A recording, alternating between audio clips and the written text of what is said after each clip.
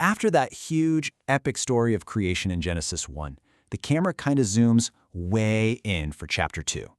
This is where we get the close-up, the intimate story of how humanity was formed, what we're here for, and how we were designed for community. Let's dive into this foundational story. This verse is really the heart of the story. It's so different from the massive scale of chapter 1, right? This story is told at ground level. It all starts not with a big bang, but with a quiet breath, in a world that's completely finished and just waiting. Okay, so get this. Before a human ever shows up, the story starts with rest. The seventh day isn't just tacked on at the end. It's the grand finale. The whole universe is set in motion, and then there's this deliberate, holy pause. This idea of divine rest is woven right into the fabric of creation from the very beginning. So the very first thing chapter 2 makes crystal clear is that everything was completed, done. Think of it like a magnificent stage, perfectly built, lit, and decorated. All the cosmic work is finished. Now the curtain is about to rise on a much more personal drama. And this is huge. God doesn't just, punch out for the weekend. He sanctifies the day. He sets it apart as holy. This isn't just about taking a break. It's about establishing a rhythm for life itself. Right from the dawn of time, we see this divine pattern: work and rest, doing and being. And here's where the focus shifts big time.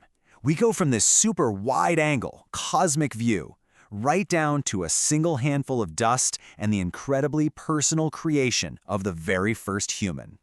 The scene that's painted here is just fascinating. It's like the world is holding its breath. There's water, the potential for life is everywhere, but there's no one to work the soil. The stage is set, but it's waiting for its main actor. It's the perfect setup for humanity's grand entrance. So what we see here is this really beautiful two-part process. First, you've got the physical body, right? Formed right from the earth. But, and this is the key, it's just an empty shell at that point. The real magic, the pivotal moment, is that second step, the divine breath. That's what turns dust into a living soul. And just think about that phrase for a second, dust of the ground. I mean, how incredible is that? It sounds so poetic, but it's also just scientifically true. Thousands of years before modern chemistry, this ancient text tells us we're connected to the earth. And it's a fact. The very same essential elements in soil are in our bodies. We are quite literally made of stardust and earth. Okay, so this new human isn't just created and then, left to figure things out. No way. Right from the get-go, he's given two things that we all crave: a place to belong and a real purpose to live for. It's like God is the perfect host, right? He gets the house ready before the guest arrives. And we're not talking about just any old garden here. It's called Eden, which literally means delight. The story goes out of its way to show us a place that's not just functional, but gorgeous, joyful, a true paradise. And smack dab in the middle of this perfect place, you've got these two very important, very symbolic trees. The tree of life, which seems to offer unending life, and the tree of the knowledge of good and evil. One's a gift, the other's a boundary. And right there, you see it. Relationship with God involves freedom, it involves choice, and yes, it involves a rule. And we really need to pause on this because it's all about the massive amount of freedom here. Think about it. In a whole world of yes, there's just one single no. This one boundary wasn't a trap. It was the foundation for a real relationship, one built on trust and the freedom to choose to obey. And look, the instructions are crystal clear. There's no ambiguity. And the consequence, it's as serious as it gets. The original Hebrew is actually super emphatic here. It's like saying, in dying, you will surely die. This isn't just about physical death, but a spiritual separation from the very source of life. All right, so up to this point in the entire creation story, what's the one word we keep hearing? Good. It was good, it was good, it was very good. But now, for the very first time, we hit a not good. And this prompts a whole new, totally unique act of creation. This question really gets to the heart of a huge turning point in the story. The whole focus is about to shift from what's around man, his environment and his job, to what's inside him, his deep, fundamental need for connection. I mean, how stunning is this? God himself looks at his perfect world and says, wait a minute, that part? That's not good. Man's solitude is a problem that needs to be solved. And that word helper is so interesting. It doesn't mean an assistant. It means a counterpart, a partner who corresponds to him perfectly. And what happens next is just brilliant storytelling.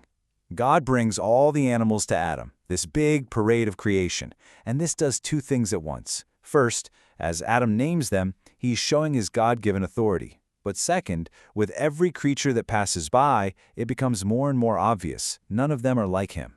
No one fits. The search only makes his aloneness feel even more profound. So, the perfect partner wasn't found anywhere out there in the world. So where does the solution come from? Not from the world around Adam, but from the world within him. And this act of creation is totally different from anything we've seen before. The woman isn't formed from the dust of the ground like Adam was. No, she's built from his own side, from his rib. The text is making such a powerful statement here about their shared nature, their essential connection right from the very start. And Adam's reaction? It's just pure poetry. You can almost hear the relief and the joy in his voice. After seeing every other creature, he sees her and basically shouts, "Finally, this one, this is bone of my bones and flesh of my flesh." He gets it instantly. He doesn't just see a companion, he sees an equal, a part of himself. And then, it's like the narrator hits pause for a second to explain why this moment is so important for all of us. This very first union becomes the model, the blueprint for every marriage that follows. It's about leaving one family to create a new one, joining together so completely that you become one flesh. And the whole chapter wraps up with this incredibly powerful, almost bittersweet image of pure innocence. They were naked and they weren't ashamed. Can you even imagine that? Just complete openness, total vulnerability, with nothing to hide from each other or from God. No barriers, no fear, just perfect unity. So Genesis 2 gives us this beautiful picture of humanity's original design, a life filled with purpose, in a perfect place, with a perfect relationship. And that leaves us with a really deep question to think about. In our own lives, which are so often marked by hiding and distrust, what can this original design of shameless intimacy teach us about the kind of relationships we were truly made for?